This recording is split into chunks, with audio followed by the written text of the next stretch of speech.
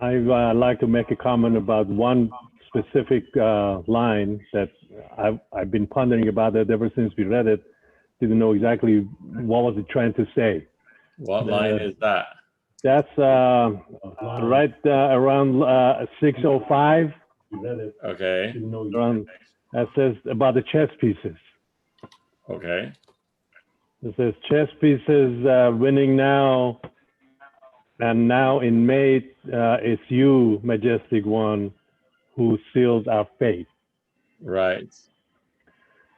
So I think I finally, in my mind, I figured out that the analogy is using in a chess piece that the chess pieces themselves, the king and the queen and the rook and those pieces, they don't do the winning and losing and checkmate and all that. The guy who's actually playing chess brings about the winning or losing. And hence, they're trying to tell us that really what we do here is that the Almighty that's actually making things happen. We are the chess pieces, and He's the actual chess player. That's correct. I mean, so basically, and I'm trying to find the Farsi line, perhaps, which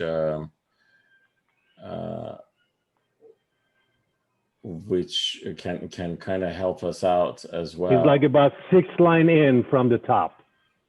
Right. The Farsi line.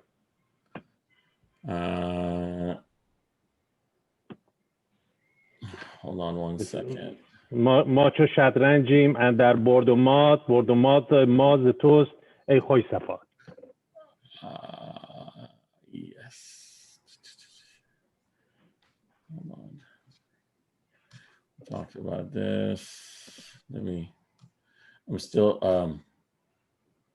I gotta have a better system to do this comparison, but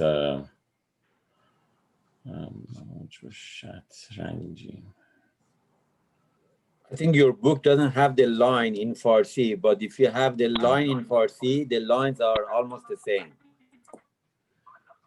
Yeah. It's in section. It's in section 29. I got it. You got it. Okay. I got it. Yeah. So it's here, and then it goes down, and then right there in the blue, you have. Yeah. So Macho Chat and Borden. He's in all honesty, what he's doing here is he's kind of setting the tone for us to perhaps have a discussion about fate versus choice. Yeah, I mean, this is he's we're going to get into some lengthy discussions, as a matter of fact, fairly quickly. And in these lines, so so you guys can see, I've actually highlighted this as well, in a sense.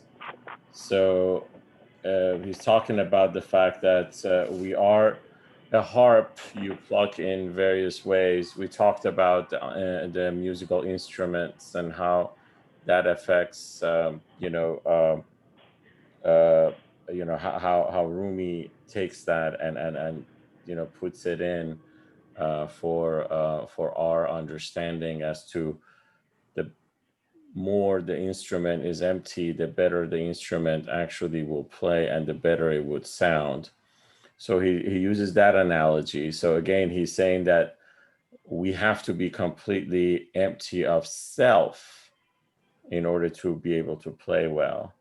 And then the next line he goes, we're like the flute, of course, whose music you blow out. And in this case, again, then he also says that we are like the mountain.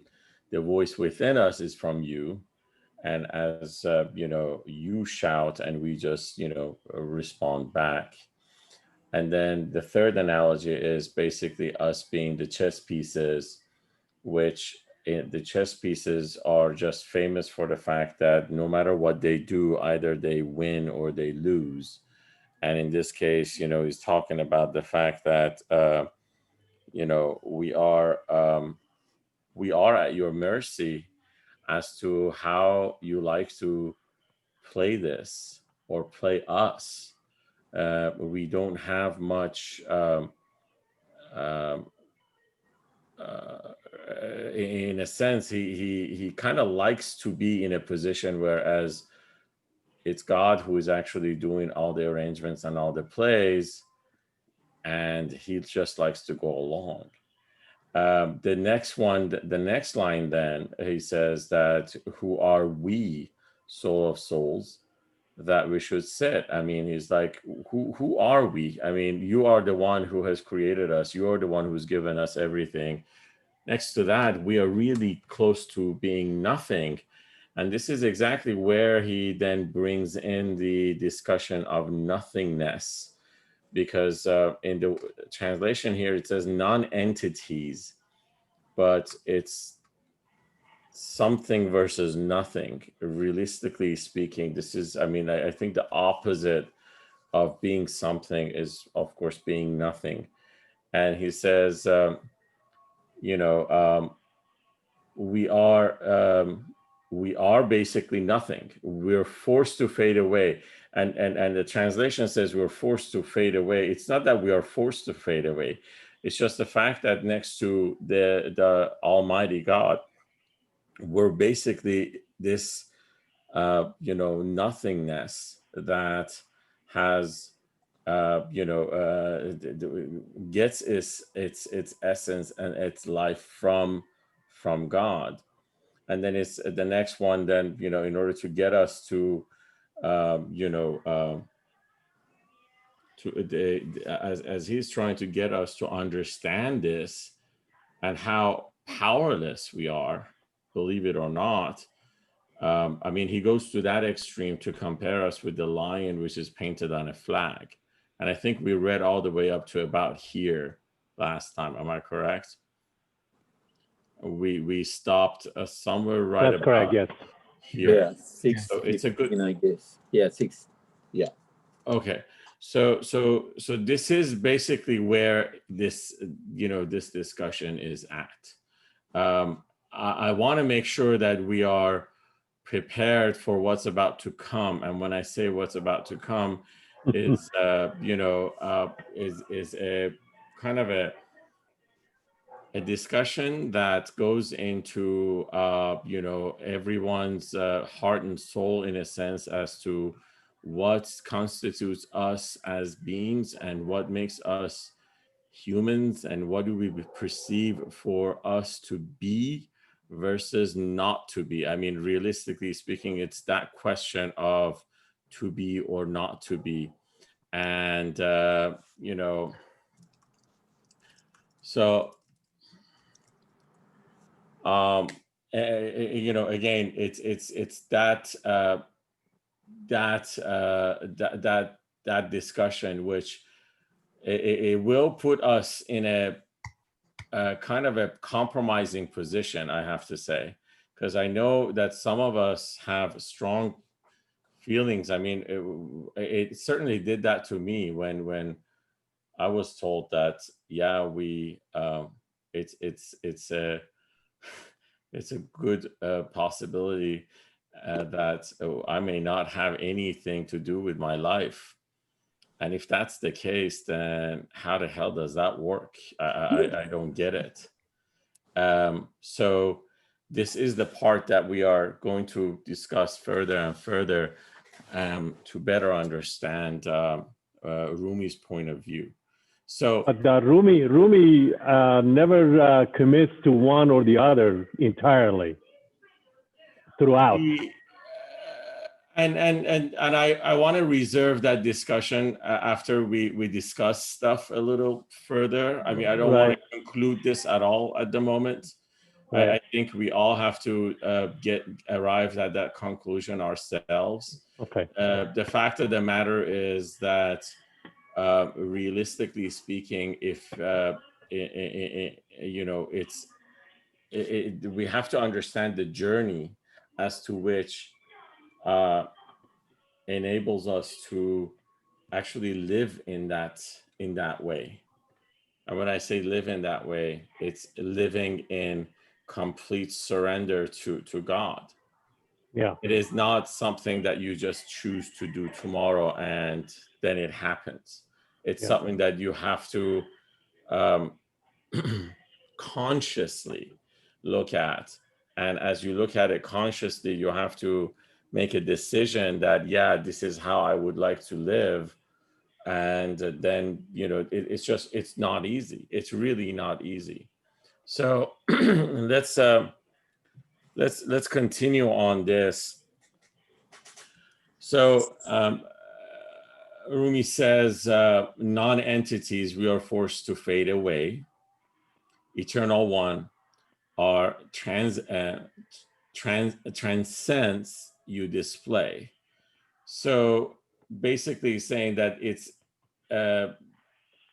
you who is basically putting us where we need to be. When you want us to be gone, we are gone, and when we're supposed to be here, we are here. And it's everything is at your mercy. As a matter of fact, we are just at your mercy.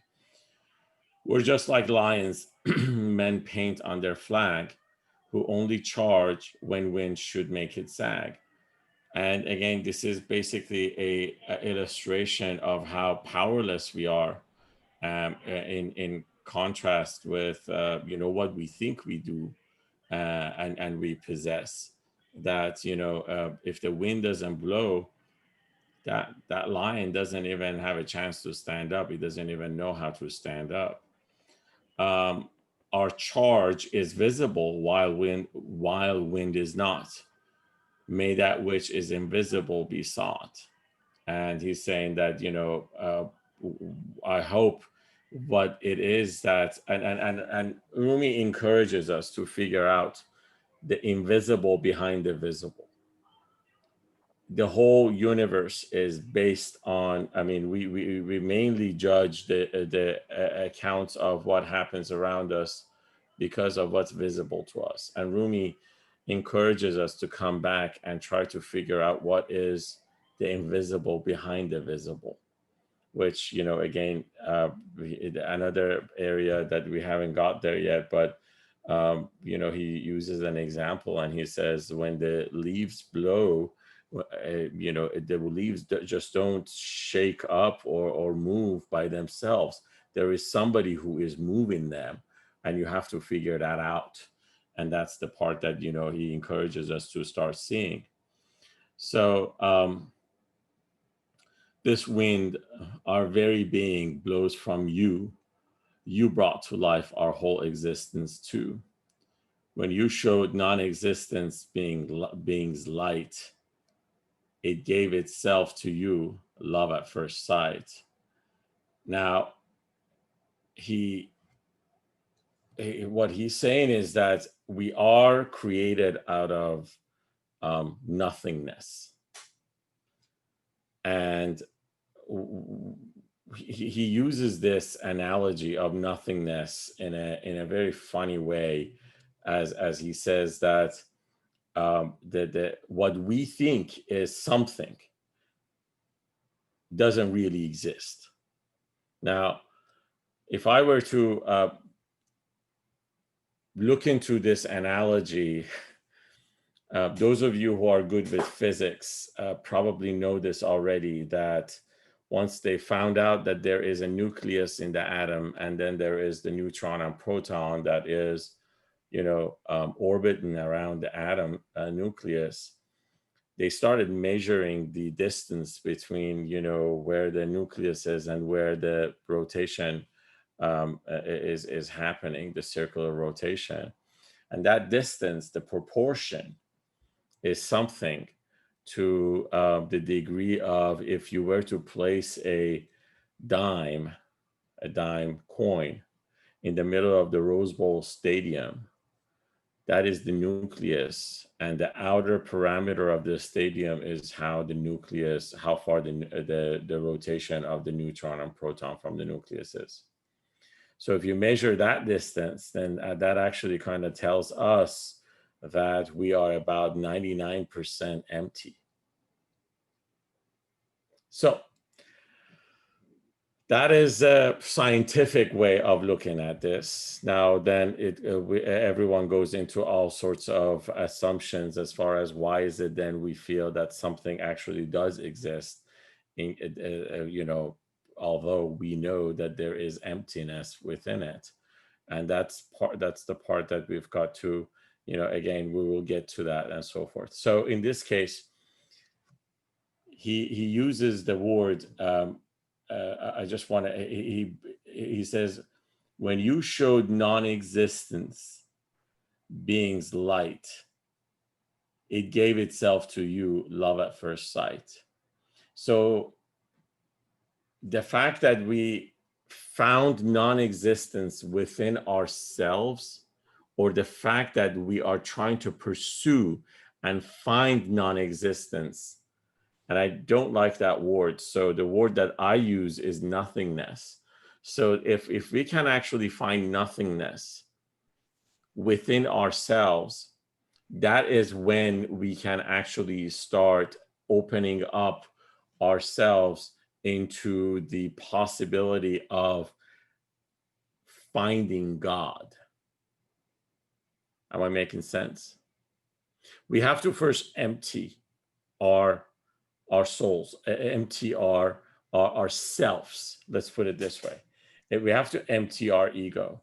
And once we do that, then that emptiness, is something that's going to is something that's going to help us out to actually get this thing, hopefully help us understand it. You know what I mean? Is the word non-existence, I mean, you said nothingness, is it closer to being empty? Because the thing is that it actually does exist. It's just that the existence is not something that we can feel or touch. That's why I like to use the word nothingness. Or, help me out if you actually feel that there is a different word that we could use here. Can you use an analogy that when a painter to start a project, they always start with the clean canvas? No, that analogy also is not helpful, just because of the fact that that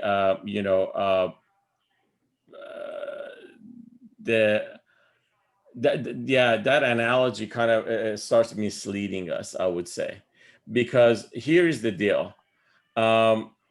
We do believe, again, a painter starts from something. He doesn't start from nothing. That canvas is still something. It's nothingness. Well, everything is relative, relatively speaking. He starts with nothing on his canvas. Yeah, but I want to actually go to the absolute here.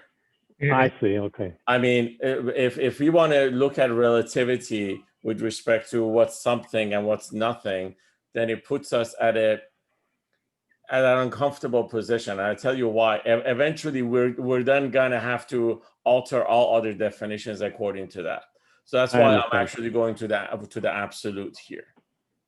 So then let me read these lines again, just for the sake of. So this wind, our very being, blows from you. So basically, he's talking about the wind that he's talking about is a literal translation of the word hava, which hava in Farsi is the air that we breathe, but also it is our desires from our ego. So our ego, the ego's desires are also called hava, and it's normally hava havas. So it's something that it kind of follows with another word.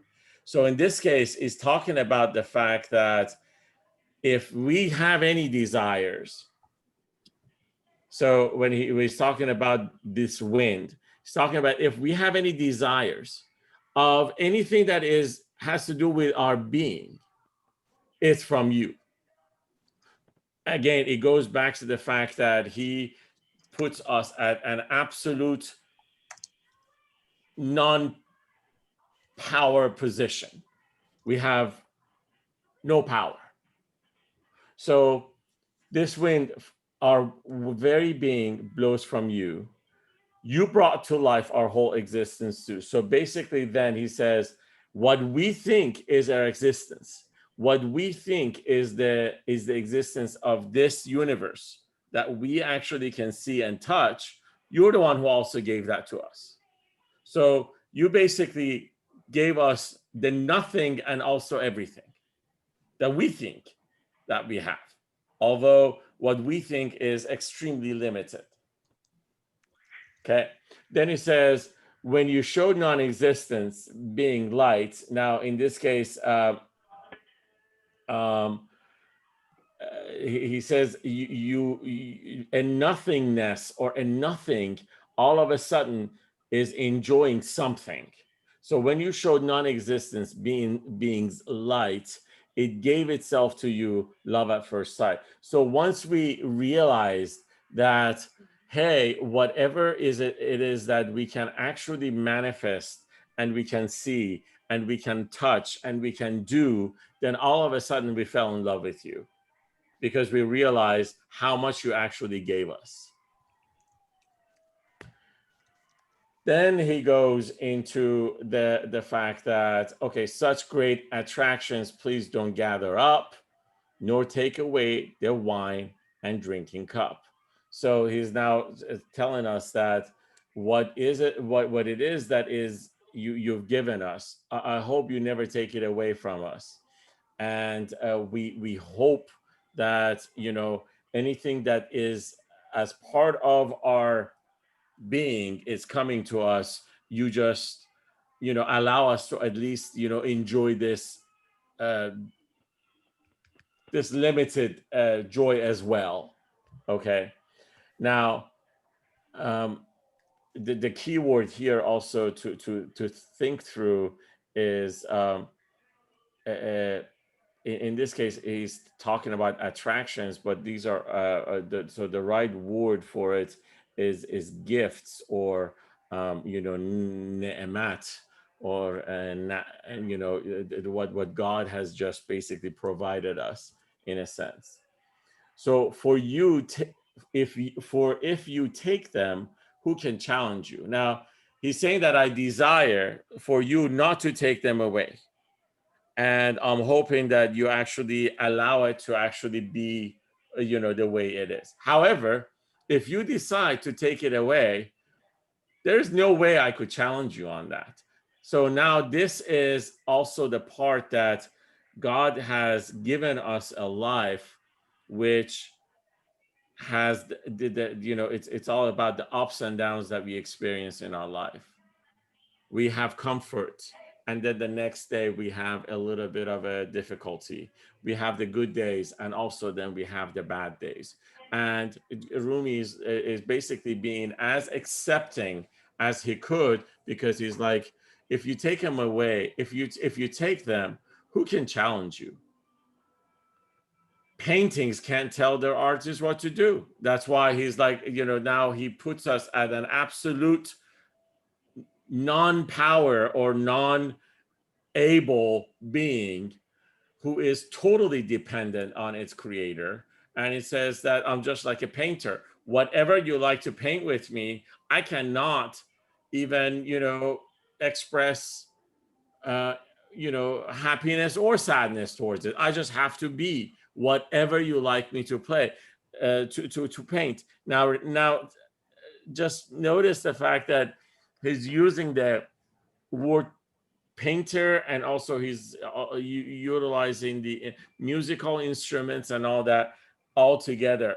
And what this is the fact that, you know, he's trying to give us this picture that as we go through life, we have to know that there is a will of God that is playing in all of this. And we are at that mercy, at that level of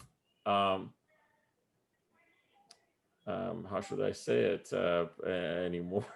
It's basically we are at his hands. We're totally at his mercy. Does this make sense? There are people that actually live their life like that I know firsthand. Unfortunately, I'm not that kind, but I know people that they're 100% submitted to the will of God. Right. And we're going to get to that. 100%. We're going to get to that definition, by the way. Yeah. Because again, he's gonna lead us towards that. I'm hoping that today we're gonna get through that. But I just want to make sure that everyone else, you know, Mahdi, Sunny, Aziza, Mateen, do you guys get this? We're with you. I think so.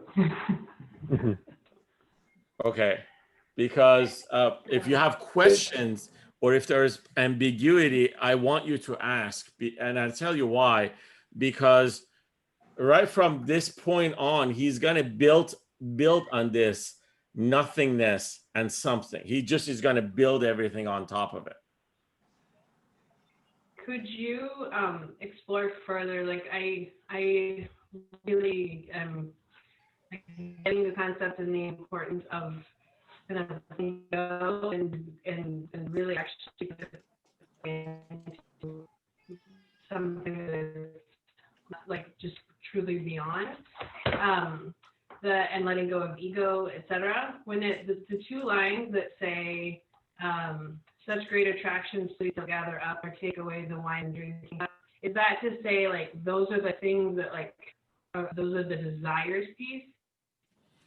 Right. So it's just kind of reminding. So Aziza, I the first part of your question, it was a little. I mean, I think your connection was disconnecting a little bit, so I didn't get the first part of your question. If you don't mind. I guess like is what's kind of here the importance of truly letting go into nothingness, letting go of ego and emptying oneself and like truly like fully. And then the two lines that I quoted, the one that goes from such great attractions and then to the drinking cup, it's the two lines that has a star right after it. Right. Is that saying that you know, there's wisdom here, and then there's this like our desires, like wanting to hold on and not want to like letting go or something to be taken away. Is that just kind of an emphasis of what we should be letting go of? Like, what does that star mean, and what do those two lines mean? So the star is basically. I haven't really looked up the stars in here. What I have here. And I mean, on the Farsi version, and I actually took notes of it, is talking about the fact that we are created out of nothingness. However, we look like we are created of form. I mean, our form is what we think is giving us our manifestation of the way we are.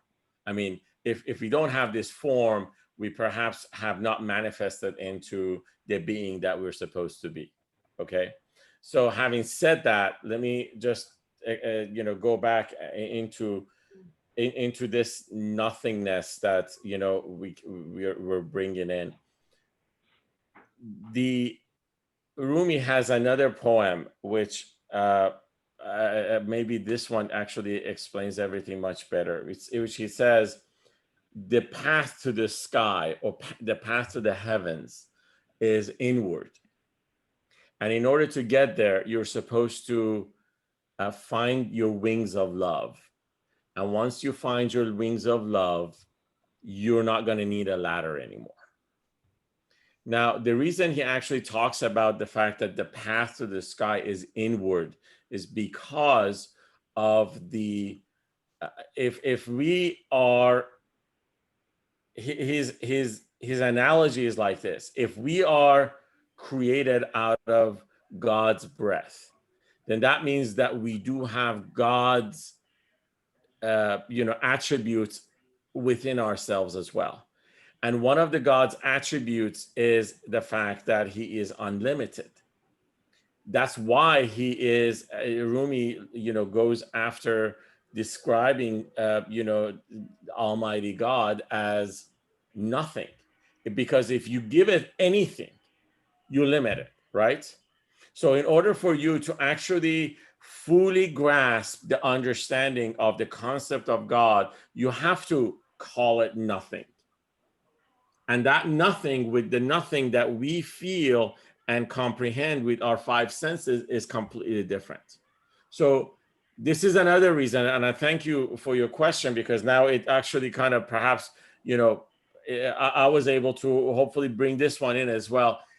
He is extremely careful with respect to not bringing God into any specific picture, although he actually talks to him, but he doesn't want to put him in any sort of a way that, we have to then form it into something of a manifested object.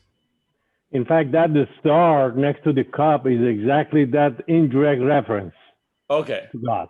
Very good. So Yes. the fact of the matter is, and thank you for looking that up. So the fact of the matter is that this, in order for us then to find and realize the greatness within us, we have to find the nothingness in us and then start exploring it.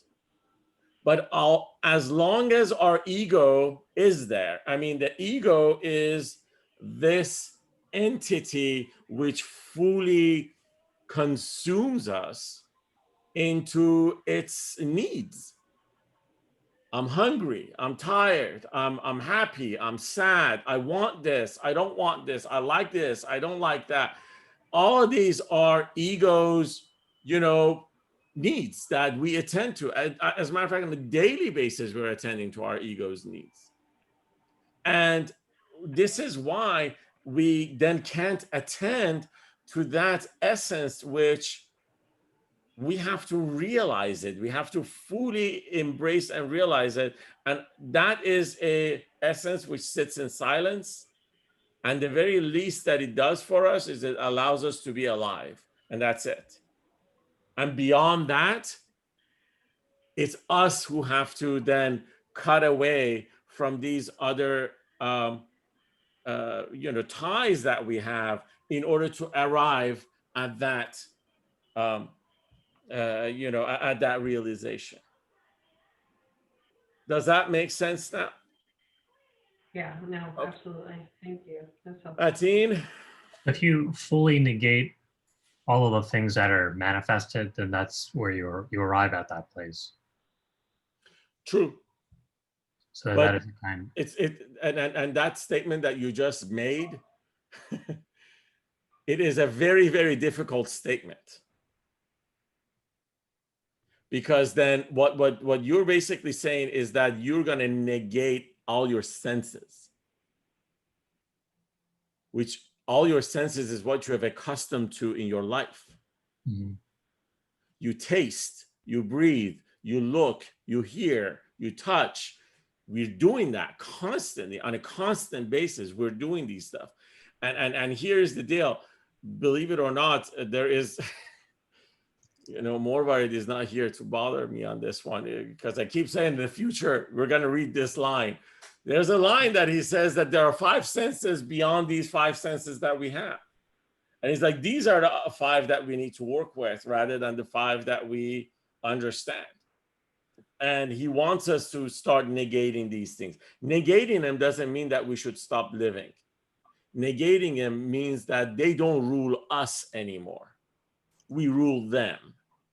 So that means that we start, awakening the nothingness within us. So once you awaken that, that is what is going to start consuming your daily life, which that again awakens your heart, which then gets the right transmission and then gets you connected. So that nothingness is like is a reference to like the true reality of things. The truth about things, because realities can also be distorted, right? Right. I mean, I want to, because it's we always have the discussion between what the truth is and what the reality is, right? So is there one thing when you read non-existent, you showed a non-existent being's light.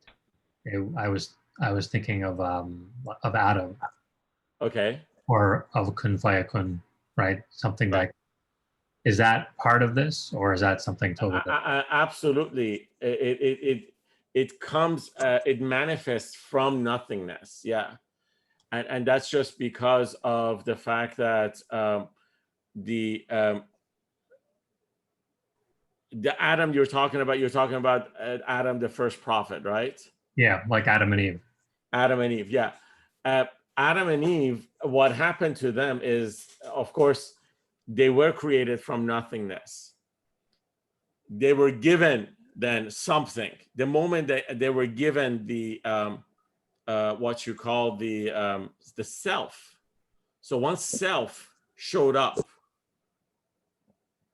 that brought with itself choice, which then all of a sudden they realize that with respect to what's happening around them, they have a choice.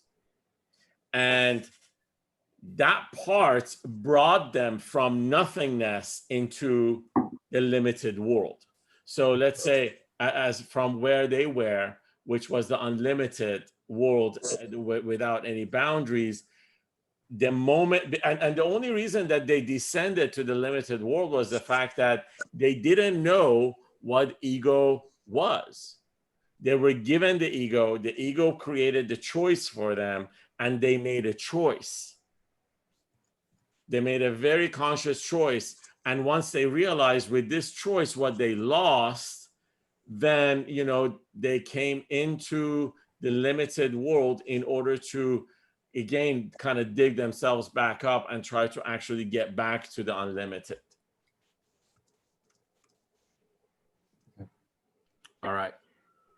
Before you go, just anecdotally, Mohsen and I know somebody that actually lives this life of nothingness.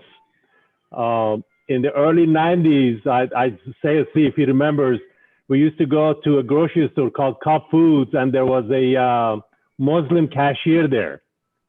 And every time we met there, he would say, "I'm nothing."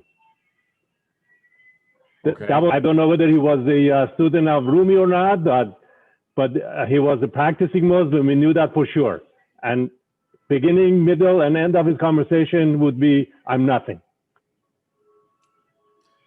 All right. I don't know whether that's how you express it when you say "I'm nothing." Is that the nothing you say? Is that you're talking about? So you can always say I'm nothing, but you have to live it, and living it is different. Right. And right. again, these are words of Rumi. I'm not saying these are not my own words. As a matter of fact, these are words of Rumi that we, perhaps I think it was last week or a couple of sessions ago that we studied, that most of the time these people who are, they have come to a self-awareness and realization of embracing nothingness within themselves, they will not show themselves, or they will not try to be as obvious. Let's put it this way. Most of the time it's something that we don't recognize. And the interesting part, and I you know what, I have to say this, I will never doubt somebody's words when they tell me that, but I may not believe them. And which is a different statement. For themselves, they may have come to a realization that I am living with nothingness right now, and I'm going to respect that. But in order for me to fully embrace and totally be understand it, and then live my or at least, you know, look at that person as somebody that I can fully embrace and follow, perhaps, or learn from, I'm gonna probably be a little cautious about it. I would just be a little. I'm not again, I'm not doubting it. Doubts means the fact that for himself, he may be at that level that he thinks this is exactly where he's at. It's just that I've seen enough in this town. You know, I'm talking about Los Angeles, you know, the town of fake everything. I've seen fake classes where people have totally. You've seen fake nothingness? Fake nothingness? Oh, I have seen fake nothingness, and it's Yeah. amazing because, you know, they have come in and they will, you know, they will say the right words, they would act the right thing, and then all of a sudden the same statement, they would contradict themselves. Yeah. It was so funny. I'm gonna, just as an example, I'm gonna tell you this. There's a session, there's a discussion that I attend once in a while. It's a Sunday night discussion. And it's just that because the teacher who teaches that, he has invited me, and I'm part of, sometimes I become part of his class. And when COVID-19 had happened, he was really doing a lot of conversation and talks that, you know, so that people would fully embrace this, you know, change and be trusting God in their heart that, you know, the right things will happen for them. And it's so funny. There was, so right before he started the COVID-19 discussion, he had a discussion about, you know, how can we be completely detached? And this person was like, I'm always living my life in a detachment. I'm never attached to anything. And you know, she went on and on about describing that. And right when the COVID discussion then came up, she's like, yeah, you know, I'm pretty pissed off because these days my tenants are not paying me rent. And the funny part was, it was March 26th. I mean, the first of the month hasn't even showed up yet. So I'm like, how do you know they're not paying your rent? Because the first of the month hasn't come yet. But then, you know, that's just, again, we, you know, things like that, we have to just be conscious about it. Just like any belief or religion, this is also deeply personal with people. I rather actually, again, my intention has always been, I would just be able to hopefully transfer the words to you. You guys live the way you feel is adequate for you, and that's it. I mean, realistically speaking, anyone who is going to have their own experiences, they cannot be the same, and that's that. All right. Quick question, Mohsen, if I may. Yes. Where the section 610 starts, when you showed non-existence beings light, is that reference to the Almighty or to the creation?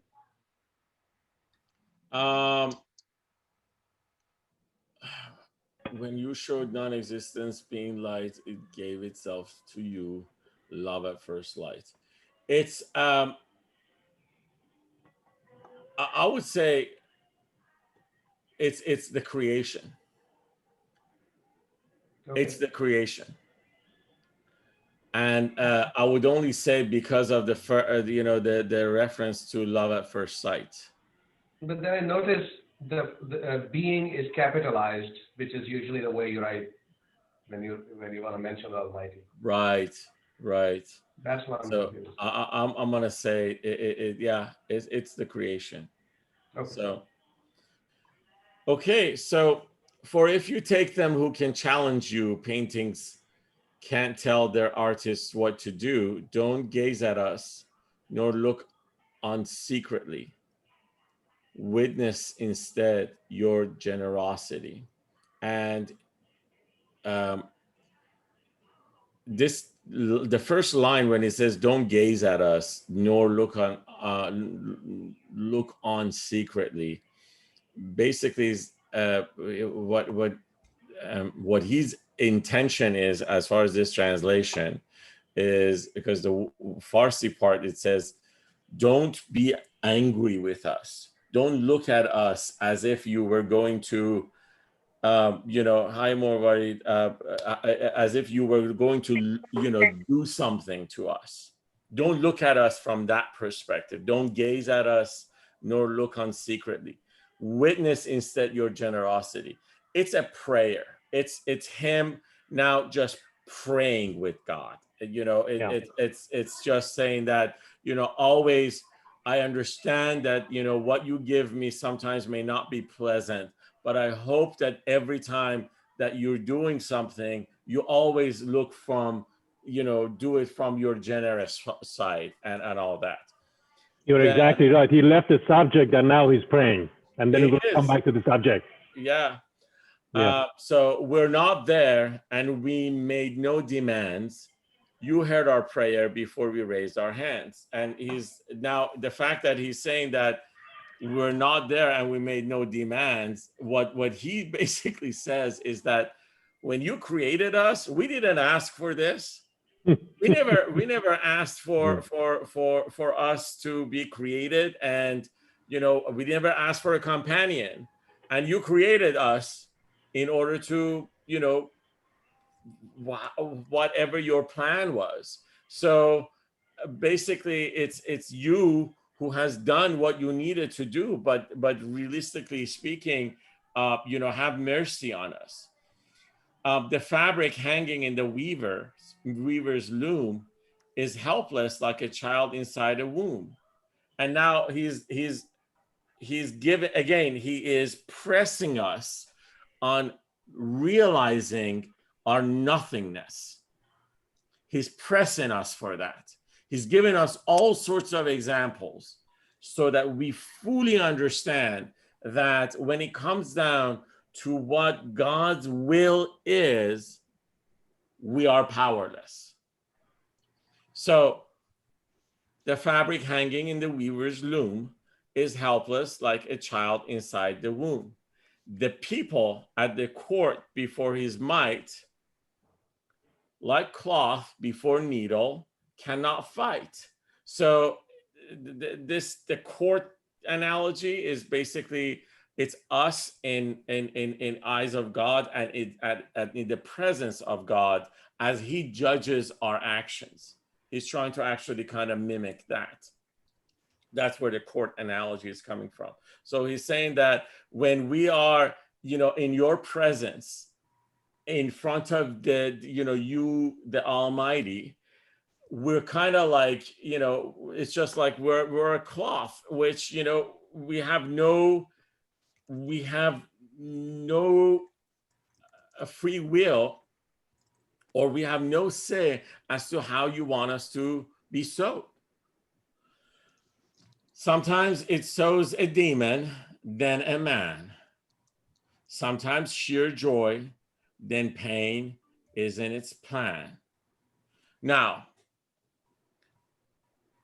these lines going forward for the next, 4 or 5 lines, it's him again embracing his, embracing God.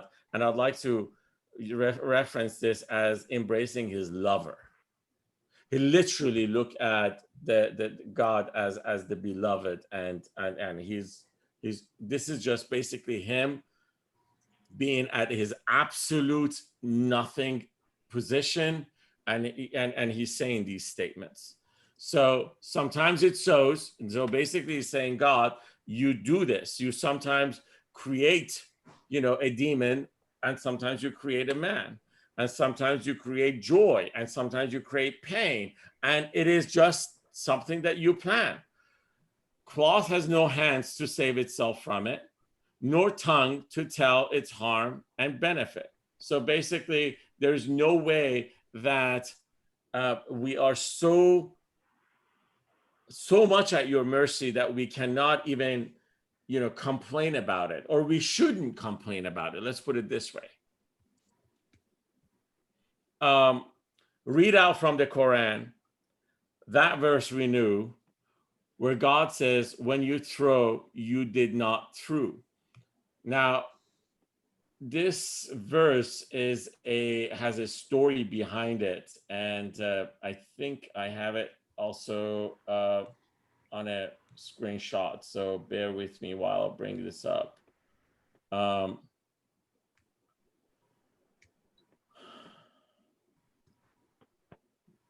Okay. So this is from the Surah.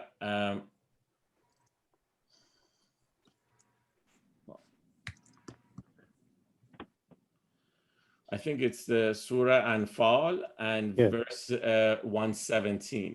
So the 17. story behind this is apparently it was the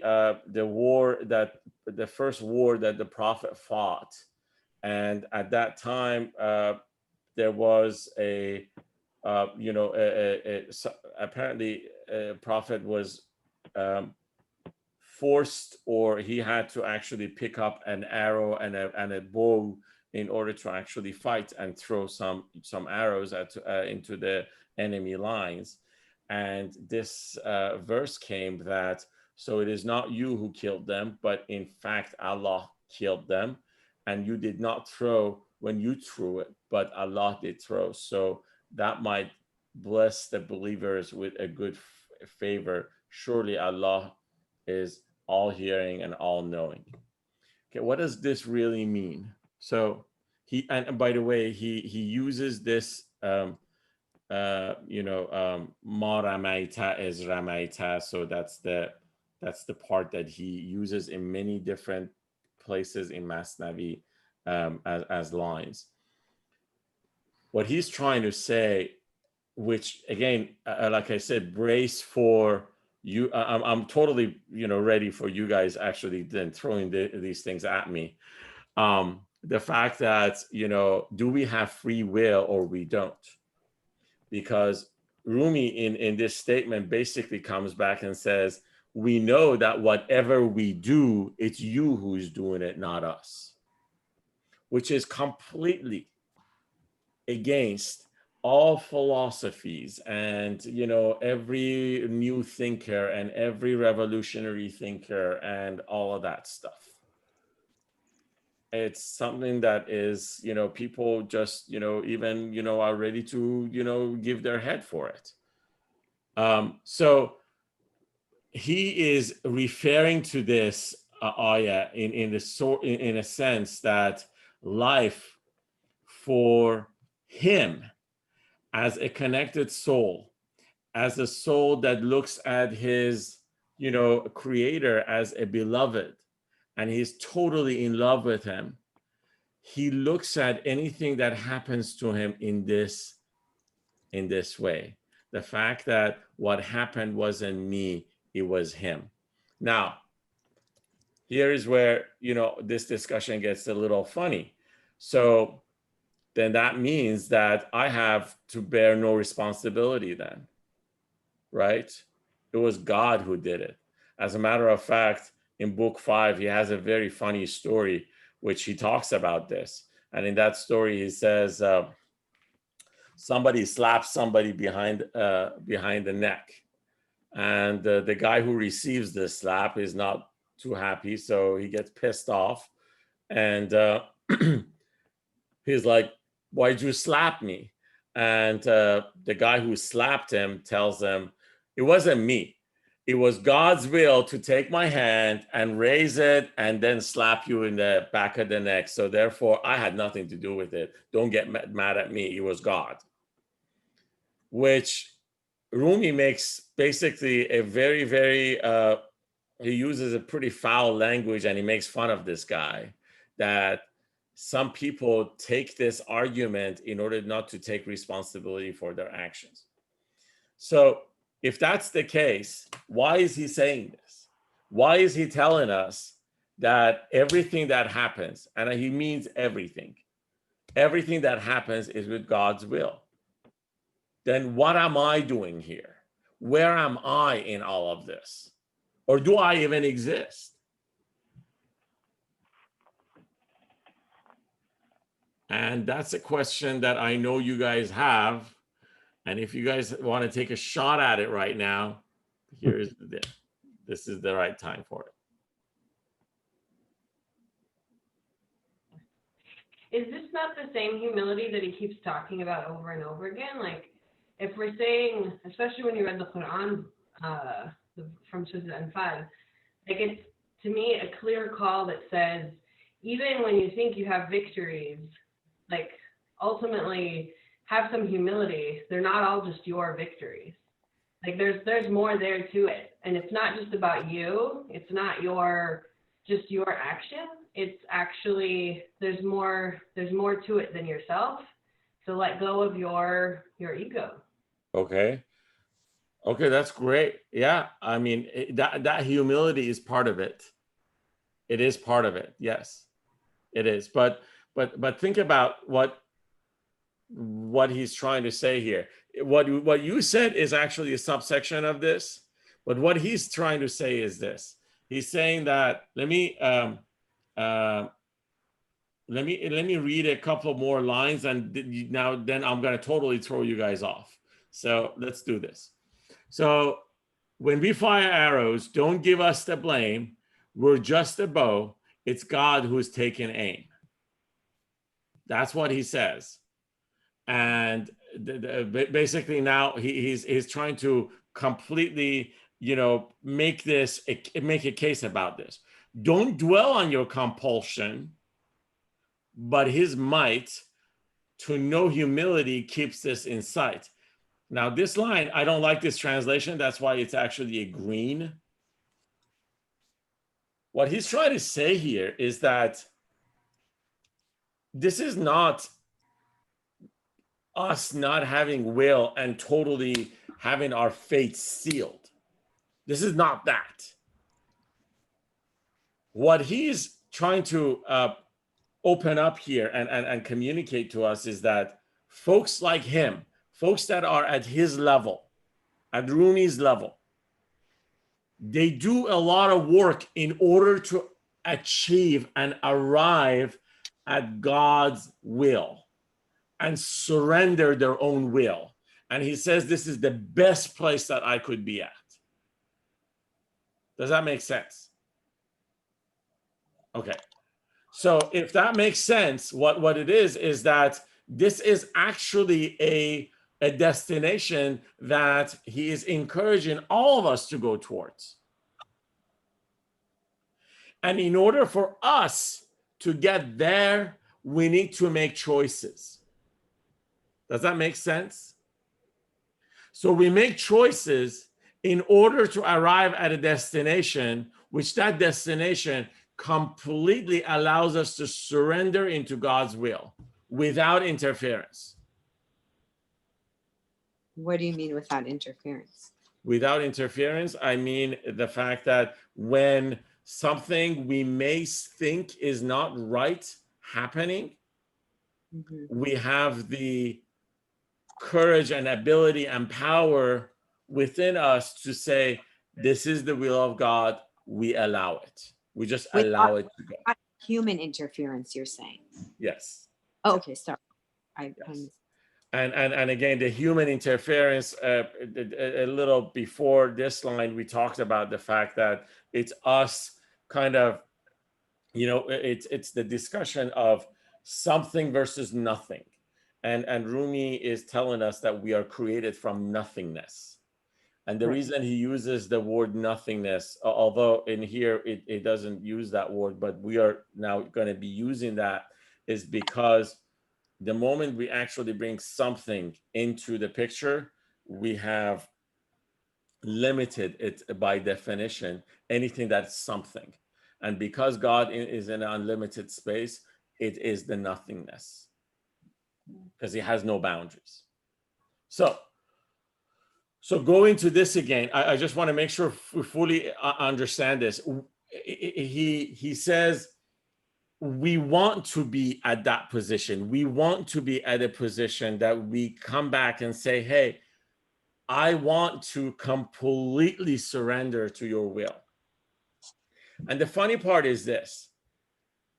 I'm sure all of you guys have experienced this. Think through your life, and I'm sure you have. There is a song which says, I'm free falling. I forgot what's his name. Petty. Who's yeah. Heartbreakers. Right. So that song is something that I'm hoping that all of us have experienced at one point. I'm sure all of us in some point in our life were at a position which we had no control over what was happening around us. And all of a sudden we landed where we were supposed to land and things just happened. Think through it, because it's impossible for you to have control over the entire thing. It is just impossible. And, you know, it's really that. So that feeling at that moment when you are completely helpless and you know that whatever you do is not going to help you. So you stop interfering and you allow things to just work itself out. That is you being completely at God's mercy and at God's will. And when you happen. When you get there, you know what you say, or what I would say? It was meant to be. Okay. All right. It was meant to be. It was meant to be. But I think that goes hand in hand, Mohsen, with what she was saying earlier. I'm sorry, will you tell me your first name? Because I just see your husband's name on here. Sorry, Aziza. Aziza?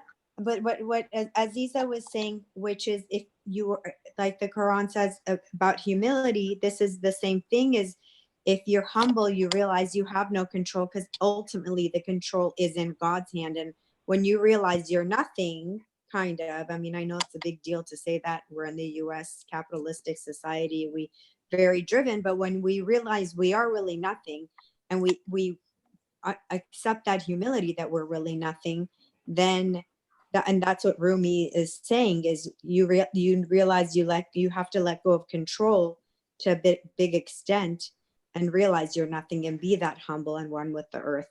And that's great. And that's the modernized version of this. You know, these days, this is basically, again, sometimes we're like, we have to let go, you know. I mean, thank you for bringing that up. You're right.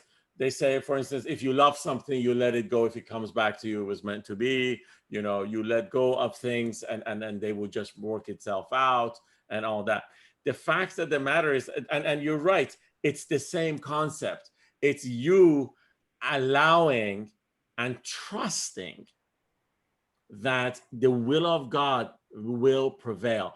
This is when you, at your heart, not your mind, it's your heart, which completely bring content into you.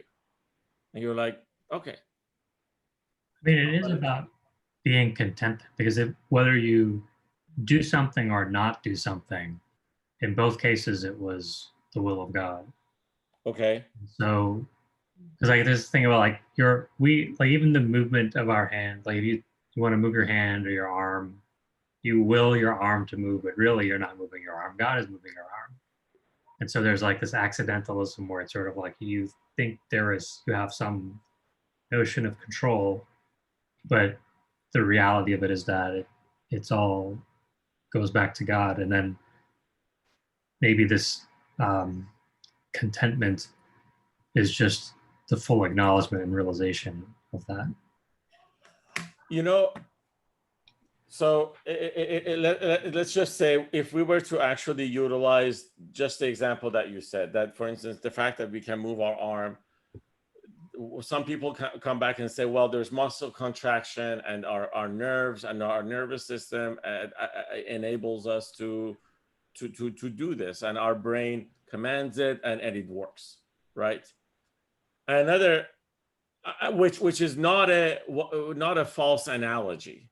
That's something that we figured out, right?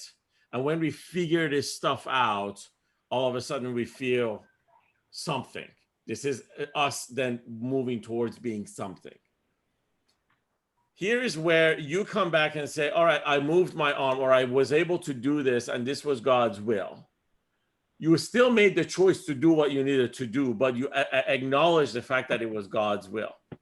This is where the second scenario is more workable than the first one.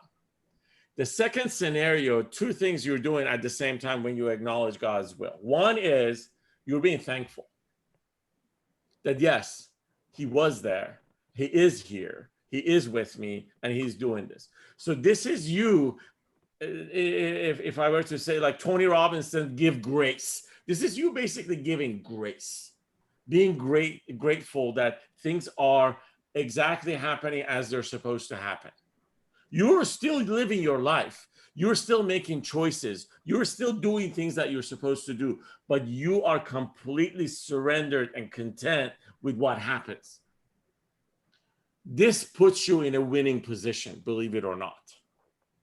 Versus the other scenario, whereas you are completely, consumed in your mind that how is this going to work out? The moment that you start engaging this mind into all these, discussions and understandings, that's where these pitfalls will just make you fall flat on your face. Does that make sense? Mohsen, I'm sorry, my internet left me and I just came back in. So I'm hung on this word shame that is using in here. Okay. We haven't read that one yet. Oh, we haven't read it. Okay, No. I'm sorry. So we're going to get there. So let's read that one. If we are not free to choose, then why feel shame? So now he's answering people. Remember, these are discussions that are happening live when he's doing this. And people are like, then do we not have free will? And he's like, yes, of course you have free will because you feel shame. If you did not have free will, you shouldn't be shameful of anything. You feel shameful to yourself or to people around you sometimes. And that's because of the fact that you're given free will. If we're not free to choose, then why feel shame, express regret and grief, and take the blame? We do that. Yes. So this is a proof that we have free will at our disposal and we are exercising that. But he wants us to be conscious of the fact that as we are exercising our free will, we consider, God's presence in our actions and allow that presence to show us, or perhaps, do part of the work for us.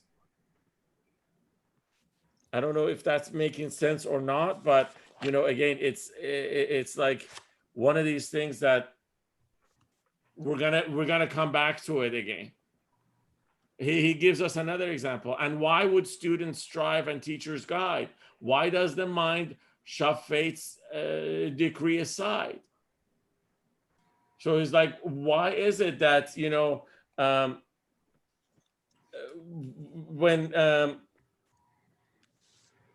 when students are not studying, the teachers go crazy and right now, of course, during the COVID right now, all of you guys who've got children, you guys are going nuts, and so forth. It's because of this dwell of free will.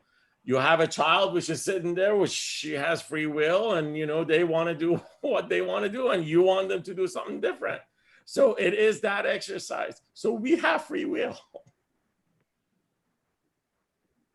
He's just bringing this up in order to make sure that people do fully understand that free will exists. It's not anything that just, happened, yes, that we just discard. We have. So this reminds me of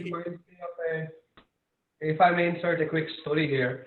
I read somewhere it's attributed to Imam Ali, that somebody came and said to Ali, what's the difference between ikhtiyar wa jabr, choice versus destiny? Okay. And he said, raise your one foot off the ground, means stand on one foot. And the guy said, sure. So he raises his 1 foot. Then Imam Ali said, now raise your other foot off the ground. And the guy said, what do you mean? I'm going to fall. He's like, well, that's the difference between ikhtiyar versus jabr. You have choice up to a certain limit, and beyond that, it's beyond your control. Right. So that's us knowing where we have control and where we don't have control. Perfect example. Rumi is talking about the part that we feel we have control, and he wants us to let go of control at that level as well. I just want to make sure that we clarify this. I mean, that example is a perfect example for us to understand our choice versus fate. That is true. You're absolutely right. I just want to make sure what he's talking about here is at your absolute free will to be completely in the presence of God and allow and be very conscious of the fact that it's God's will.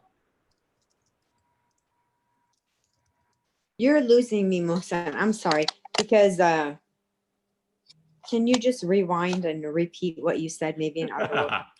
Okay, so rewind and repeat what part?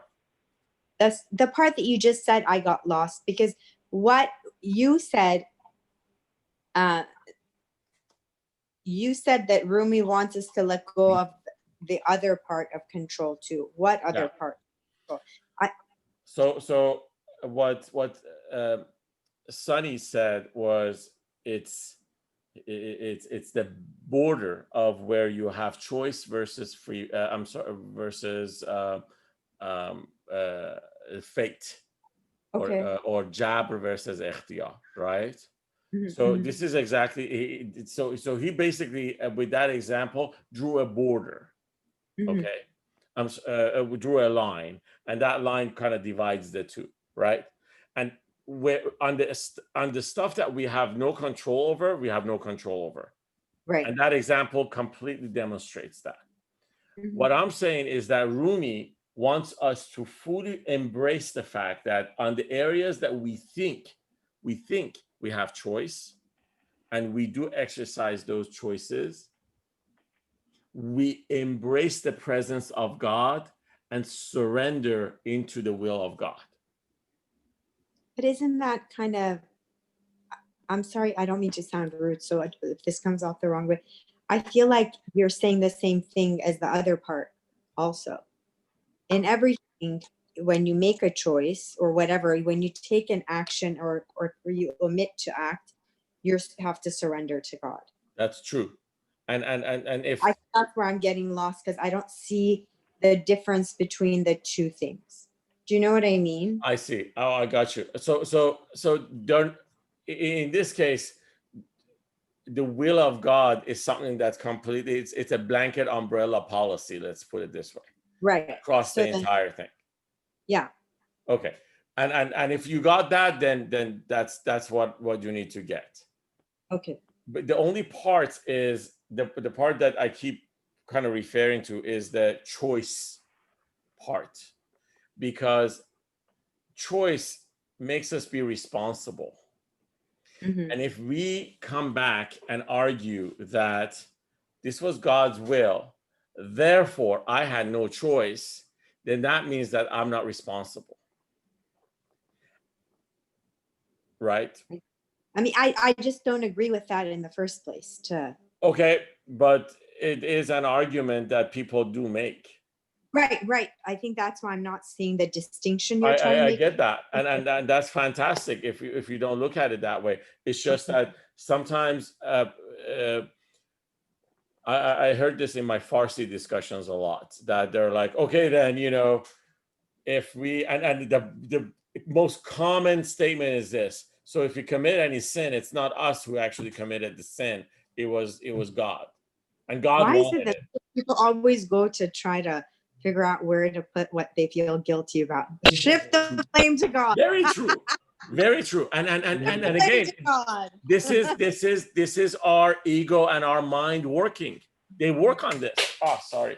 They work on this. And the reason they work on it is because they want us to fully, get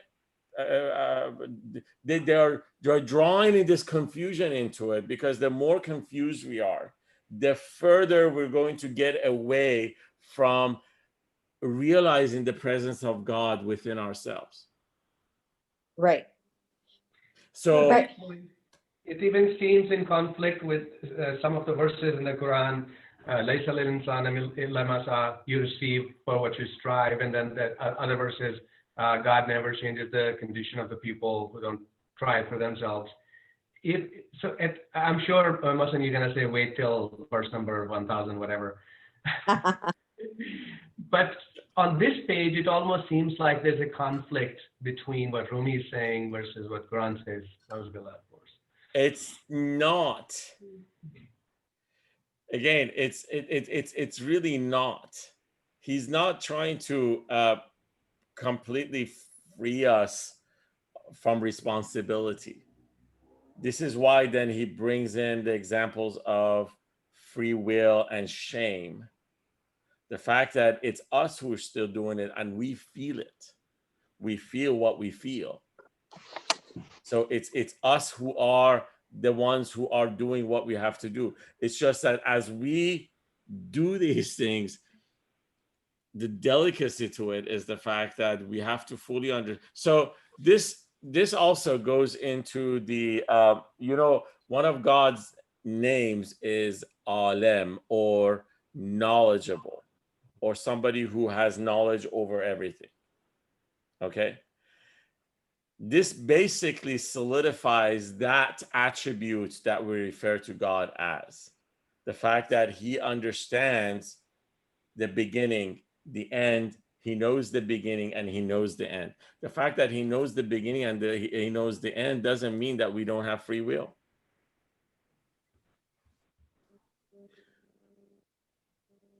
This is the part that I just want to make sure that we are in agreement on. And it looks like you guys are all in agreement. Maybe I'm just overemphasizing this too much.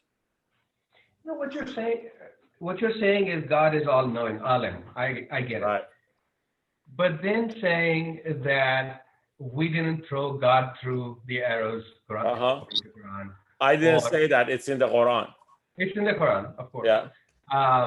In saying that you are nothing, whatever is happening, God is doing it.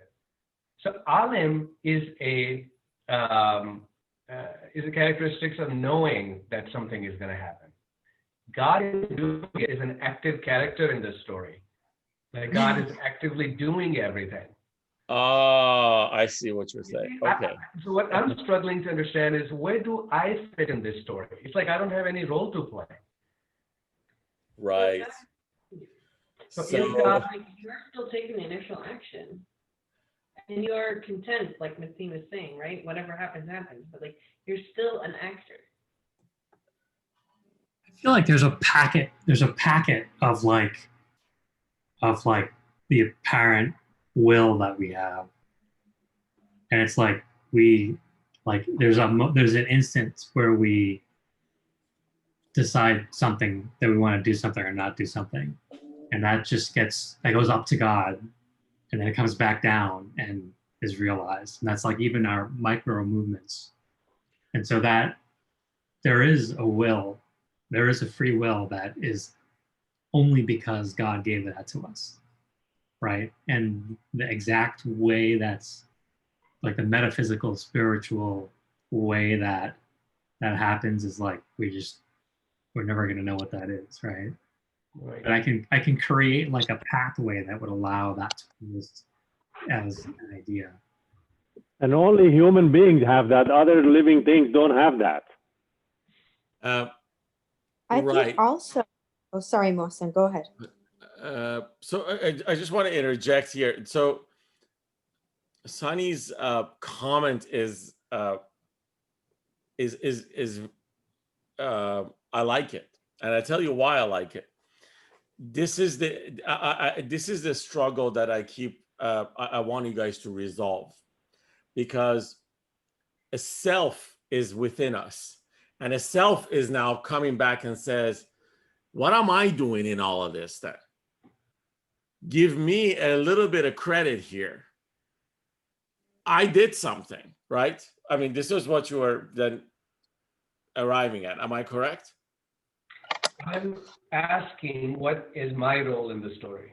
And in my role is this, you as so who are you referring to? Are you referring to your mind and ego, or are you referring to your heart and soul?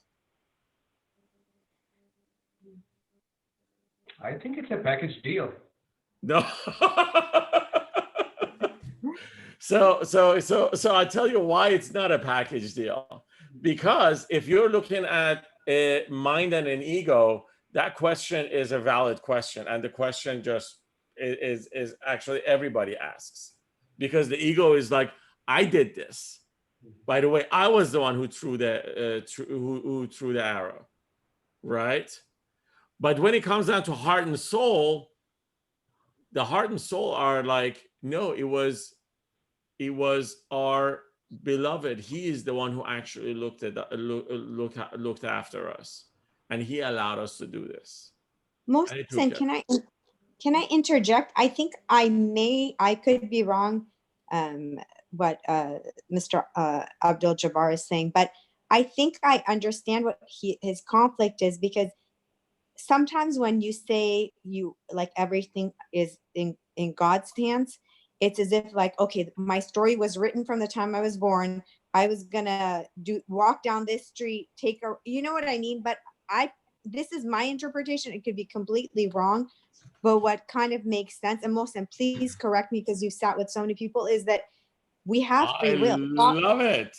No, I love it. God puts a lot of choices in front of us. Okay. So, and that's like being human. And if you believe in God, or, you know, karma, or whatever you want to call it, as a human, so many little choices are put in front of you, and you have free will in making those choices. And God will determine the consequences of your choices. So if you decide to, this is me, and I've made mistakes in my life, and then I've done correctly too. And I think I've seen what Mohsen is talking about, is there's times where you know what the right choice is. God puts like different choices in front of you, including, I'm a corporate lawyer. There's a lot of times where things are a little shady, but you know which path you have to choose. And if you choose the right path, you see what your end result will be. If you, in life, in work, and whatever, and if God puts those choices, you have free will to choose the right thing to do, the kind of middle of the road, or the wrong thing to do. Okay. And I think that's what, am I wrong? Am I no, let me just, that's what it kind of is. We do have free will, because that's what makes life interesting, is we're all put on this path, and there's little like, you know, alleyways and different ways you can take, and depending on how you do that, God controls where you end up at each of those choices. I mean, I don't know. If we subscribe to that theory, there will be no need for judges and police and jail and all of that. I mean, I think that's going really. Okay, so hold on. Sorry, guys. Have you guys watched the movie Slumdog Millionaire? Yeah, when it came out. That movie, right? Yeah. I love that movie. How many of you guys remember the question that was the multiple choice question at the very beginning of the movie? I don't remember. See, that's the part that, you know, I was hoping that one of you guys would tell me. So I think it was what do you do with $1 million if you win, or something? No, the very first question to start it, not the last one that he won. Very first question at the beginning, at the very beginning of the movie, and I'm gonna. While you look that up, Mohsen, I wanted to address what Mr. Malayeri said. No, that's exactly why there are police and judges and cops, because the people who don't make the right decisions and they have free will, then God will control what happens to them. And so that's why I mean, I think I just don't understand why that is why there are consequences in this world for your action too, and God will have those consequences happen to you. That's why there are police. That's why there are judges. That's why there's stuff that happens as a consequence of your actions. And I think if God threw the arrow and I didn't throw the arrow, I shouldn't be responsible. God should be responsible. No, but that's my point, is you do have free will. You make those choices, and then God determines what the consequences of your choices are. Well, we just read at the beginning of this session that when you throw the arrow, you didn't throw it, God threw it. That's what that exactly said, and he's from Quran. That's why I was kind of explaining the way I look at it, which I'm just playing the devil's advocate. I'm not, I'm just saying you could read it like that. All right. So I think I can settle this. Okay. And you guys will be happy. So if I can share this with you. All right. You guys are seeing this right now, right? Yeah. Is the opening credits for that movie, Slumdog Millionaire. And just real quick. I don't want to play the sound because, come on, okay.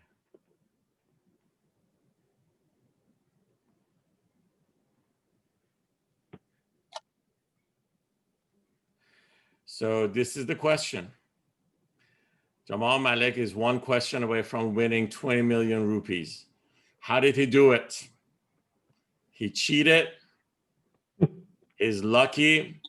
He's a genius. It was written.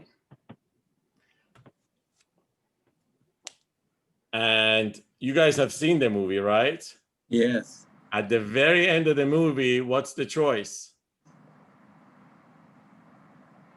It was lucky.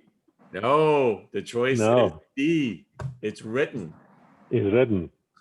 This was an excellent movie to show us what Jabr and Ikhtiyar is, or choice versus fate. He went through life making choices, but it was his fate to win that movie. This is, I personally, when I see this movie, this is where I actually kind of tells me, yeah, it's written. But I have to live life. Life doesn't stop. So I think I would urge you guys to go and watch this movie again. Of course, it's entertaining. It's a little funny. It's a love story. It's fantastic. I really love it. So, but the fact of the matter is, look at it from perspective of how this story progresses. I mean, they did a fantastic job as to showing how the choices that he made in his life, or the events that he had no choice over.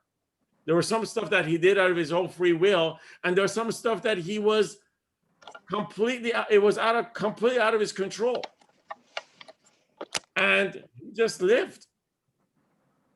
So this is, I think, where we would, at least get some of our answers. So by next week, all of you guys will watch this movie. All right. By the way, I binge watched Wild Wild Country. Okay, you did? How was it? I did. It's great. I loved it. Yeah, it's amazing. All right. Yeah. I'm gonna go forward with. So let's go forward a little bit here. I think we will come back to this discussion a little further down. He's not letting this go. And Rumi is gonna put us at all sorts of crossroads with it. And why should students strive and teachers guide? Why does the mind shove fate's decree aside? And if you say he's blind to fate and proud, the moon of truth is covered by a cloud. So basically what he's saying is that if we come back and we decide that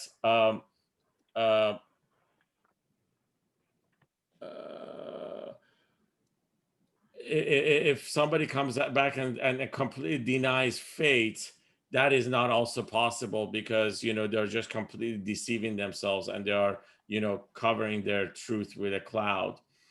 This is the answer. If you've ears to hear, quit unbelief, and faith will make things clear. When you fall ill, you grieve and feel so low. You're then awake to what you need to know.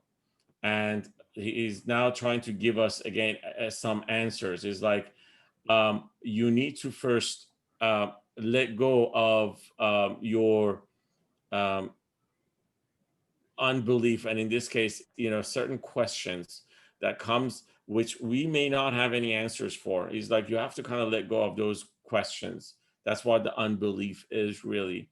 And he's like, have faith onto what you're certain of and what basically he's telling us.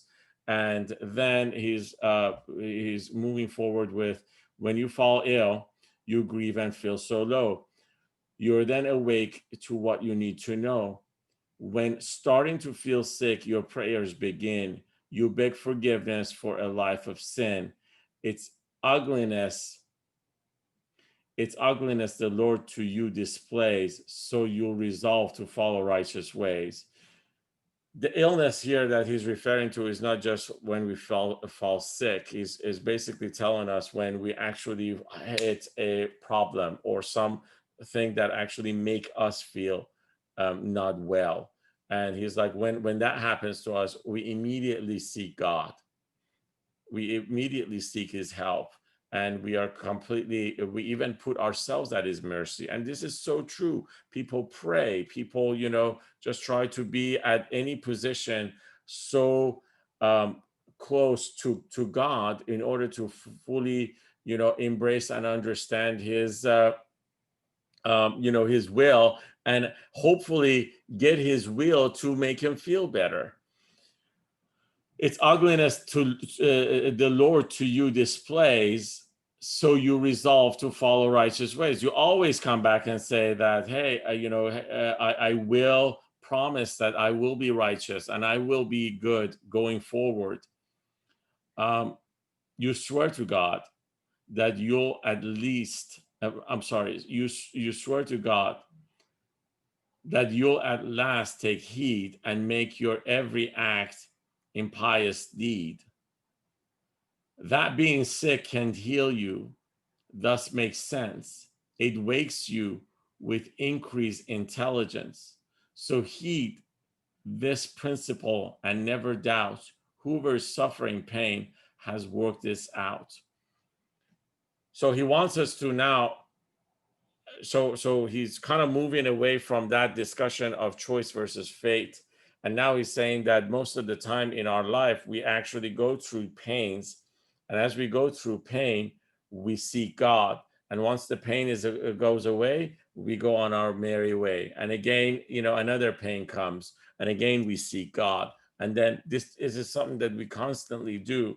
And so he's saying that, look at it this way, that if you are a wise person so that you can actually see how things are, this is the fact that, so heed this principle and never doubt. Whoever is suffering pain has worked this out. The more awake they are, the worse their plight. Their suffering turns their tortured first white. Pain is something that Rumi is trying to tell us to embrace. We need to embrace it because pain helps us get closer to God, realize God better, be at his presence. And as we actually experience that, then, we become more and more godlike in a sense. So he embraces pain himself. He wants it, as a matter of fact. I mean, it's something that, in some of his poetry, you'll see he's like, don't take your pains away, or don't take these pains away. I want them to be here because they just get me closer to you.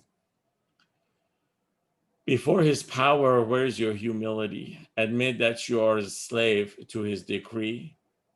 And now he's talking about the fact that in presence of his power, in the presence of his nothingness, you have to have your humility. You have to realize that you are at absolute nothing and admit that you're a slave to his decree.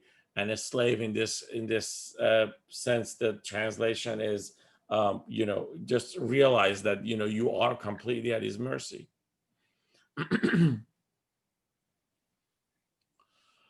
How can a man who's chained feel joy and ease? Or prisons do exactly as they please, or prisoners do exactly as they please? And now is like, is it possible that if we are completely binded in his, and again, these are questions that keep coming up, that, okay, so Rumi, you're telling us that, you know, you should be in his, within a slave to his power. If that's the case, how could a slave person, you know, feel joy? How does that work? And when your feet are shackled like a slave, while officers make sure that you behave, it's like you can't be, you can't do what you need to do if you're completely shackled to what he wants. This is an extreme case again, in words. And when your feet, so don't proudly seek. Now, this is his answer. Don't proudly seek from weaker men respect, for poor souls being humble's more correct. So he's like, if you know this fact, then try to be more respectful of the people who are below you, or in a sense that, you know, in your daily life, if somebody is not at the same level or power as you are, don't, you know, treat them with, try to treat them with respect and dignity. And remember the fact that in eyes of God, you all have to be humble. You all are powerless. When you don't see his power, don't claim you do. If you prove it, or prove it if you really have a clue. And is basically saying that if you, the power again is the fact that, you know, if you know that he is the one who actually shapes everybody's fate, if you don't see it, don't claim that you do. It's like you have to first fully realize and embrace it to better understand these this concept and this argument. If you have a clue, then prove it, meaning the fact that be content with what comes to you. Be all at his mercy. Be all at his in his kingdom, and be all okay with what he gives you. In every act with which you're satisfied, you give yourself the credit with such pride. This is us. And again, this is me saying that I did something. So if I actually did something, I'm satisfied.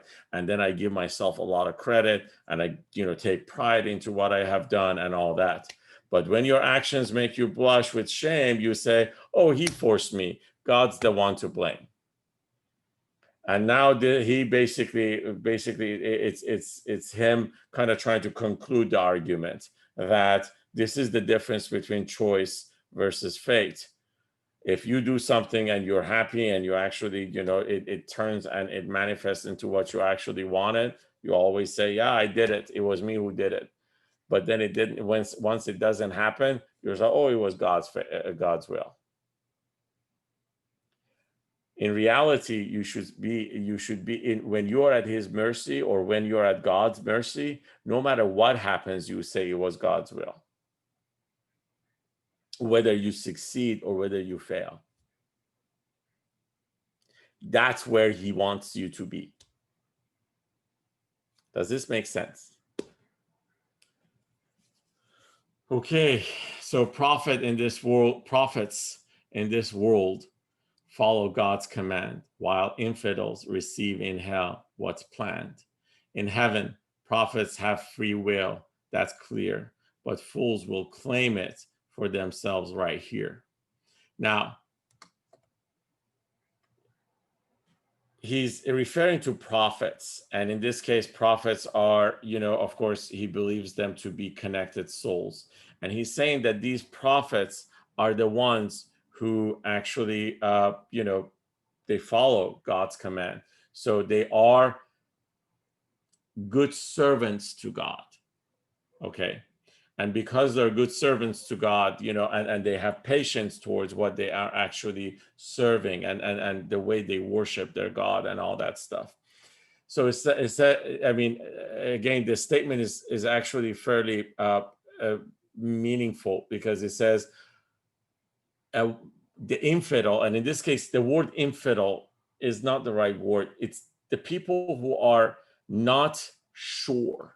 That's the right translation of infidel here. People who are not sure. He says they receive in hell what's planned.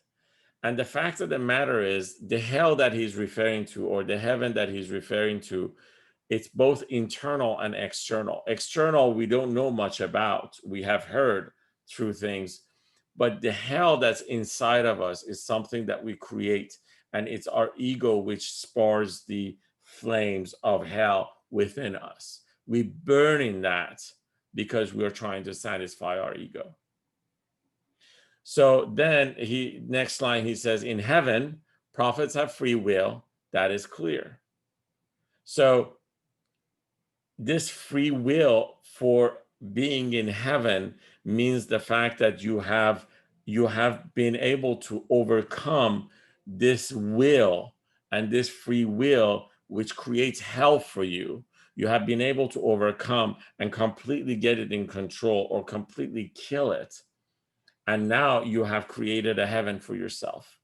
So in heaven, prophets have free will. That is clear. But fools will claim it for themselves right here. And right here means it's the world that is created out of a lot of limitations.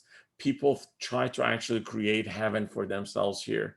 But one of the definitions of heaven that Rumi always looks at is the limitless parts of it. It's the fact that any joy or any happiness is without any boundary and limitless.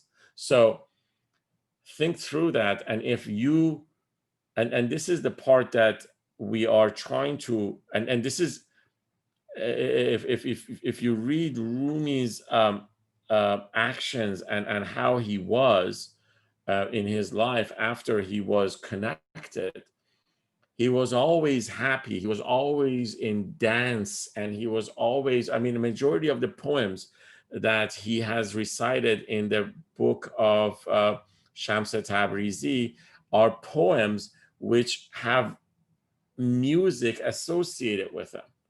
Majority of Iranian musicians, they take Rumi poetries and they put some song, music on it, and they sing it. And none of them are doing any sort of a hellish thing, really, because most of these poems have already got music attached to them, because that's how he lived it. So the happiness that he had created, and this is what he's trying to say here, the happiness that he created for himself was from within his own soul. That's why no matter what was happening around him, he was happy. There is a poem that he has from the Shams Tabrizi book, which he says, I have a promise. I have given a promise to happiness that I would always be happy. He literally says that. It's like, it's a promise that I made to happiness that I will always be happy. In Farsi, it says, Mara ahdis ba shadi ke shadi ane man basha. Shadi means happiness. It's like, shadi is always mine. Always. That is an audacious claim. How many of us can actually make that statement, that I'm going to be always happy? The only reason he can make that audacious claim is because he has completely let go of anything that he is bounded. And all these boundaries are created by his mind and his ego. So in heaven, prophets have free will. That is clear, but fools will claim it for themselves right here. Since every bird will fly to its own kind, its soul ahead, the body dragged behind. Hell's dungeons are where infidels belong. And the dungeons of hell are exactly within us. We create the dungeons of hell inside of ourselves. We burn with our baseless questions sometimes. The questions that we know our mind is preventing us from actually doing the right thing sometimes. When we, the easiest one that I can think of is this. Sometimes when I want to do, personally, I want to do a good deed, right? My mind is funny because, I mean, it's like $5. I go to a car wash, right? I go to a car wash and I want to wash my car. And the funny part is I pull out $4 and I have an extra buck. And my mind is like, don't give him the extra buck. It's $4. You give him 5, it's not good. For no reason. That $1 is not going to make me rich or poor. It doesn't. But somehow I keep trying to justify for myself not to give him the $1. That's me. I experienced that. The hell that I burn in is that the sounds that try to sometimes prevent me from doing the right thing. As simple as that. So, hell's dungeons are where infidels belong. For in this world, the prisons where they throng. Prophets belong to heaven. That's their goal. That's why they seek the depth of every soul. So now that he's talked about all of this and put us on all this stuff and all these discussions, then it says, this talk is incomplete, but anyhow, let's finish the main narrative right now, which we have to wait until next week for the main narrative. Mohsen, sorry to cut you off my battery. You said you were going to resolve the conundrum that Mr. Malayari and I were having. Did you solve it while I was waiting for my phone to charge? Okay, so what was, I forgot, what was the, can you refresh my memory? Mr. Malayari said something to the effect of, then why do we need police and judges? I see. So I think I felt that when I displayed the Slumdog Millionaire credits, were you there when I displayed that? Yes, that the choice D, it's written and then my phone died. Yeah. So I think that's where I think hopefully that settled it. The fact of the matter is that even police and the judges and all that, we take action, we do things, and sometimes it has consequences. It just does. Right. I mean, the reality is, forgive me, but I probably didn't quite follow the part that why judges were not needed, or maybe, Mr. Ras, do you want to tell me why? I was just saying that if God is throwing the arrow and not me, why should I be responsible? Oh, I see. So, okay. So your argument is exactly what the arguments Rumi has with his people there. That's, Right. But the fact of the matter is, I think, in these lines, when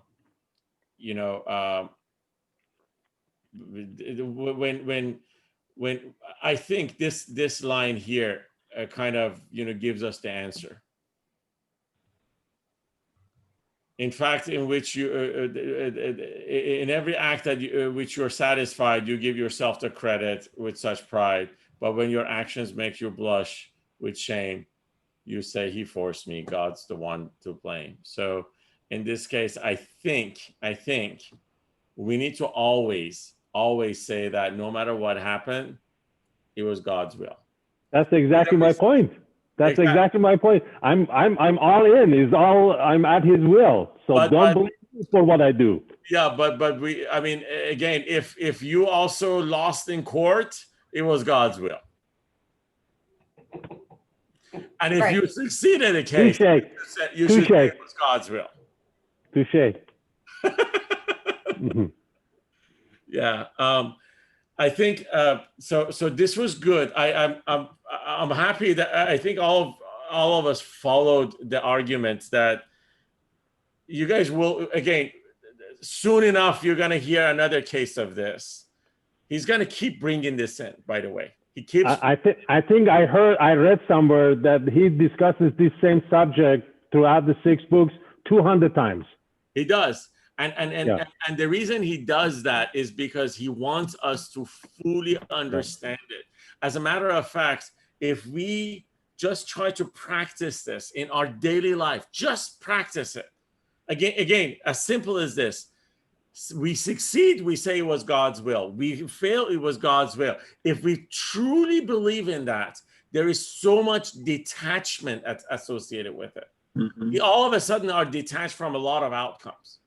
A majority of the time, we are bothered by the outcome. Outcomes are the ones that are giving us pain. If we detach ourselves from that, imagine how much pain you're going to follow out of your own mind. It will be fun. Okay. Any other points? Anything? Not too. So what Sister Mori was saying earlier about choices that we make and consequences and all that, that's a very, and I shared the story that's attributed to Imam Ali. So that's a model that seems to be more relevant, that appears to be more logical. And I know Rumi is not fun logic. I get that. But that's the model that it seems like that's what mainstream Islam promotes. And what Rumi is saying, like give up everything and God is in control of everything. I'm wondering if what Rumi is asking his readers to do, if he's targeting everyday people like us, or if he's targeting people, if his perceived audience is people that are at his caliber, at his level, where they're ready to let go of everything. Talking to us. He's literally talking to us. Because, and the reason I say that is because throughout Masnavi, as we go through the stories, this was something that one of our friends in our Farsi class said, and I fully, agree with him, and I'm going to use that here.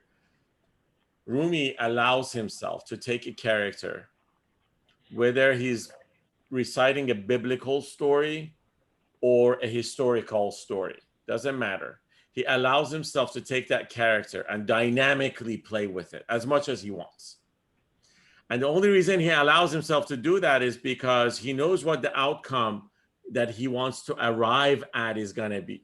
Right after, we're almost done with the Jewish Wazir. Right after this, we're going to go into the rabbit and a lion, the story of the rabbit and the lion. And all of you guys have heard the rabbit and the lion in many different languages and different outcomes. Everybody just knows that the rabbit gets the lion to go into the well, right? But throughout this entire story, he makes lion to be 3 separate characters. And why he does that? Because he wants us to fully understand. So I'm glad you brought up the mainstream Islam as far as what we consider, and what it's trying to teach us or what we're trying to practice. He's trying to tell us, Rumi is trying to get us to practice our faith as if it was a love story. And he doesn't want us to look at God as something that is going to punish us for anything. He only looks at God as something that is of a lover, and how a lover sometimes may kind of, distance itself from you just because he wants, or she wants to hear you, telephone her many times or send her texts and so forth. This happens, right? You telephone and you text and the other person doesn't answer. And by the way, she's enjoying it. We all have experienced this. The fact of the matter is that Rumi is trying to get us to have that relationship in our. As a matter of fact, I mean, later on, I will go through a recitation with you guys of a, not now, I probably would, let's say 4 months from now, that you, once you guys are completely into all, so and understand his words, he talks about a prayer which he doesn't know how many rak'at he has been praying. He's like, I don't know whether it's the second rak'at or the 8th one. And we don't have a prayer that has 8 rak'at. But he says it. And the only reason he says it is because he's like, as I'm talking to my lover, I don't know. I really don't know how long I've been talking. But I just know that I'm at his presence. So it is that shift, the liberating shift. It is a liberating shift for us. That we're like, wait a second. All of a sudden, what is making sense for us is this relationship of this loving relationship, which is not coming from fear, but comes from love. So if you love somebody, you would do anything for them. You always want to be praying. You always want to be at his door. You always want to be knocking, just because you have this loving relationship, not a relationship of a servant and a master. That if I don't do this, I'm going to get punished. So it's a shift. It is definitely a shift.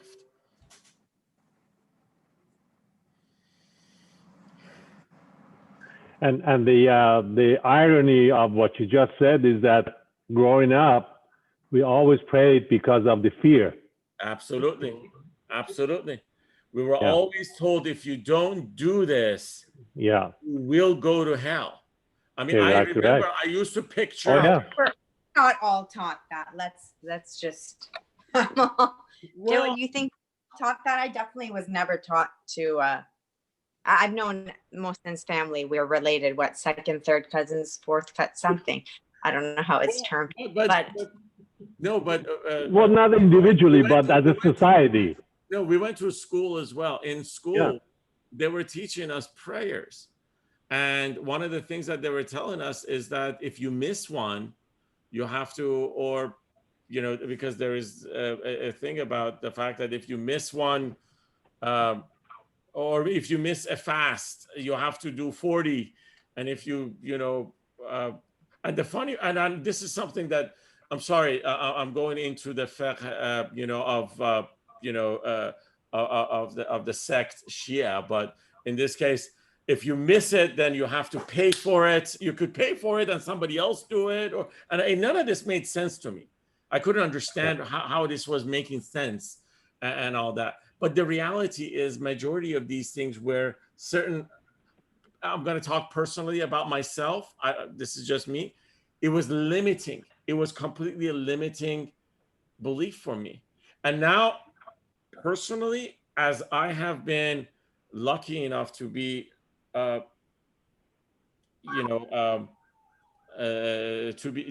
be introduced to Rumi, and I've been, you know, kind of, you know, trying to better understand him, I feel so much closer to my faith, to God, as well as, you know, anything that has been given to me, as a matter of fact. I feel so much at peace.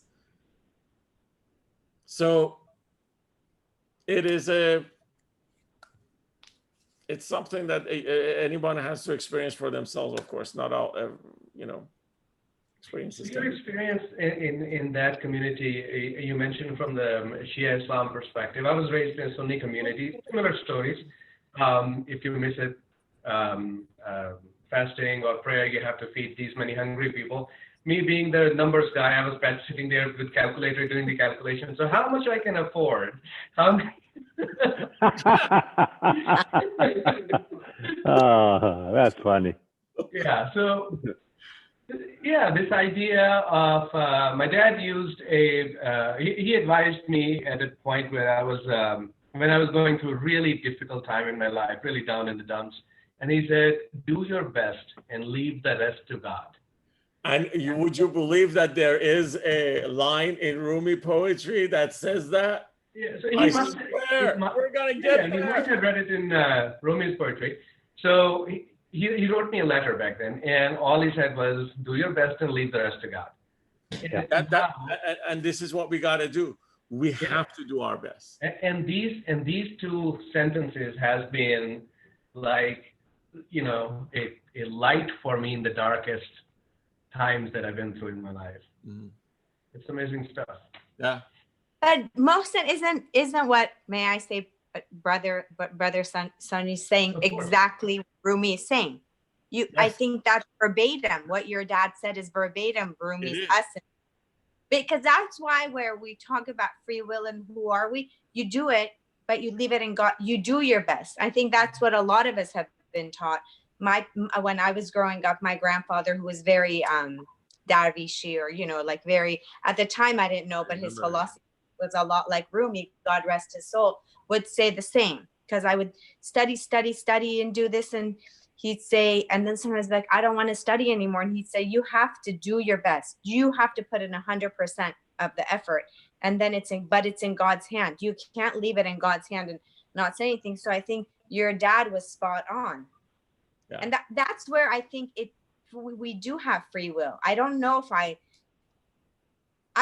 the verbatim translation, don't shoot me, Mohsen, is Rumi was saying we have zero free will, because he never says we don't have it.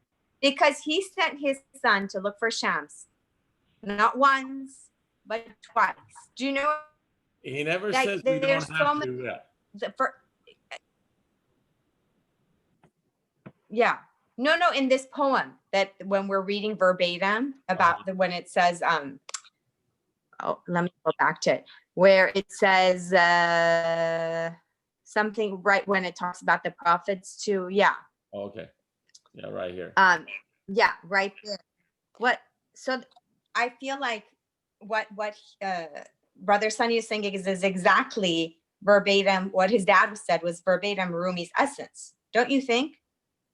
Absolutely. Like I said, there is an exact line, as a matter of fact, that we're going to get to, which is like, do your best and just leave the rest, basically, and God will take care of it. Yeah. And just to repeat also what it said, the Rumi does fully believe in free will. He does believe in that. But as you go through his journey, and as you start getting to the place that he is in, he has completely submerged himself into the will of God. And that's where he is completely, he's at peace, and he's happy there. This is what he wants us to do as well. It's us getting there. And again, I encourage you guys to watch this movie again, Slumdog Millionaire. It is literally that. Our choices in life get us to where we've got to go if our intent is fully declared. And never forget this. I mean, I don't want to talk too much about this movie. Another thing that I like about this is that from the very beginning, there is this girl named Latika, which this guy is in love with. His intent, and the only intent he has, is to get there. So we have to make sure that we have clear intent as far as what we want, and then submerge ourselves into it, do our work, and submerge ourselves into the will of God. And that's what he's also telling us. So my takeaway tonight is, and maybe we can discuss another time, is that yes, you have free will, but the only way to success is if you align your free will 100% with God's will, which is another way of saying you essentially, yes, you have free will, but you don't really, because you have to bring it in line with the God's will. So I'll tell you what. Everybody take note of, Sunny's statement, and let's discuss it further. All right. Again, Very good. I think we are all on the right path. Again, we will all arrive at a common discussion point sooner or later, and I think we're all already there. We are. I mean, from what I'm hearing, we're already there. It's just that it's just going to be a little bit of a. There's going to be a few bumps in the road, and all our bumps come from personally. The very first time that I went through this discussion myself, I probably rejected the entire thing. I did. And that's just because of the fact that having control was something that I felt totally defined me. So when we're talking about free will, we're not just talking about making choices. It's something that we feel that we have spent our life defining ourselves with. So if we're about to let go of it, I think I've got a problem with that. When that comes, the ego is the first time rejected is because that, no, not offensive again. I'm sorry, I'm very frank. Your ego was a greater part of yourself than it is now. You're very correct. You're very correct. My ego was fully in control of how I looked at it. Mm-hmm. And, again, so I had to go back and forth with this and so forth. I think, Sonny, you're much more ahead of me from where I was at that time. As a matter of fact, all of you guys are. It's just that eventually this alignment is going to get us to, again, come into that common belief. And it will take time. It's just going to take time. Remember, we're looking at a transformation here. We're reading these and we're trying to apply that within ourselves, which we probably have not necessarily taken, the time to actually think through it as much. So there's going to be bumps and hiccups, and it's okay, which is good. Okay, sorry, right. I took a little more time. It was great discussions. Watch the movie, please. And we will. We have a running Have a good list night, of everybody. Thank you. Thank you. Bye-bye. Thanks. Bye-bye. Bye. See you Thank you. Bye.